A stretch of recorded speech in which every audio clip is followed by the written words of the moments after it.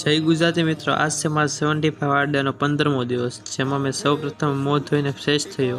ત્યારબાદ ગામનો નજારો કંઈક આવો હતો. પછી મેં દ્રાક્ષની ડાયટ લીધી, પછી શૂઝ પહેરી લીધા. ત્યારબાદ અગાસી ઉપર જવા લાગ્યો. આજે ચેસ્ટનો વર્કઆઉટમાં સૌ પ્રથમ નોર્મલ પુશઅપ 20 માર્યા, પછી ડાયમંડ પુશઅપ 20 માર્યા, ત્યારબાદ બેન્ચ પુશઅપ 15 માર્યા, ત્યારબાદ લેગ બેન્ચ પુશઅપ 15 માર્યા. ત્યારબાદ બપોરનું જમવાનું કંઈક આવું હતું. પછી સાંજના વર્કઆઉટ માટે શૂઝ પહેરી પાણી પી લીધું. ત્યારબાદ દરિયે જઈ સૌ પ્રથમ 2 કિલોમીટર રનિંગ કર્યું. ત્યારબાદ 5 સ્પ્રિન્ટ મારી. ત્યારબાદ 100 સપાટા માર્યા. ત્યારબાદ કચરો એકત્રિત કર્યો, જે સ્વચ્છતા માટે બહુ ઉપયોગી છે. પછી કચરો એક જગ્યાએ ઠેલવી દીધો.